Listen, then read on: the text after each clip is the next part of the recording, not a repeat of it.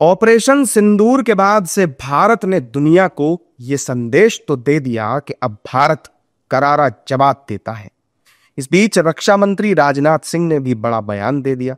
राजनाथ सिंह ने एक कार्यक्रम के दौरान कहा कि आज सिंध की जमीन भारत का हिस्सा भले न हो, लेकिन सभ्यता के हिसाब से सिंध हमेशा भारत का हिस्सा रहेगा। और जहां तक जमीन की बात है तो बॉर्डर बदल सकते हैं, कौन जानता है कल सिंध फिर से भारत में वापस आ जाए। रक्षा मंत्री के इस बयान के बाद पाकिस्तान को मिर्ची तो जरूर लगी, लेकिन भारत में भी विपक्ष इस बयान से नाराज दिखाई दिया। नहीं, उनकी बात में दम होता जब ऑपरेशन सिंदूर के जरिए हम लोग पाकिस्तान ऑक्युपाइड कश्मीर ले लिए होते। इस तरह की जो बातें करने से कोई फ़ायदा नहीं है। जब मौका था तो उस वक्त तो किया नहीं आपने।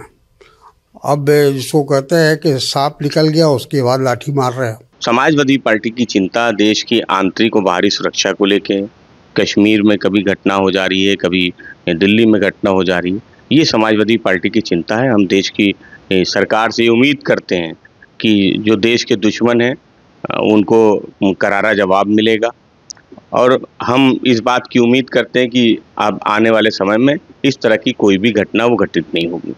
वहीं बीजेपी राजनाथ सिंह के बयान का समर्थन कर रही है और अखंड भारत के साथ सिंध के भी भारत में आने की बात कर रही है। सिंधु घाटी सभ्यता भारत की प्राचीन सभ्यता का एक अभिन्न अंग है।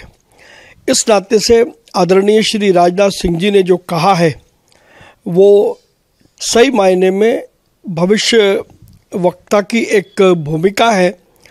सिंध का भारत से नाता है, सिंध हमारी सभ्यता है, और जब हम अखंड भारत की बात करते हैं तो उसमें सिंध और सिंध से जुड़े जितने भी और अन्य क्षेत्र हैं वो सब भारत में आते हैं, क्योंकि अविभाजित भारत का वो एक हिस्सा थे।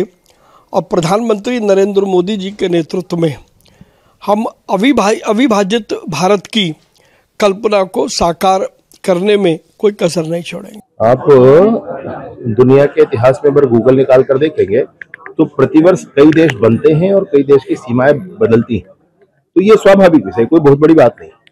हाँ, ये जरूर बात है कि सिंध की भूमि है, बलूच की भूमि है, या अन्य जो क्षेत्र हैं, प्रांत हैं, वहां तक भारत की सांस्कृतिक विरासत है ना, इसमें किसी को कैसे संशय हो सकता।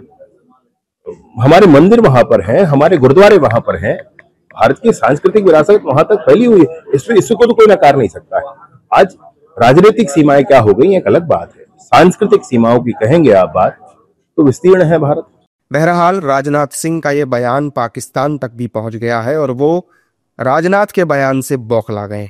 रक्षा मंत्री के बयान से पहले आर्मी चीफ उपेंद्र द्विवेदी ने भी ऑपरेशन सिंदूर को 88 घंटे का ट्रेलर कह दिया था।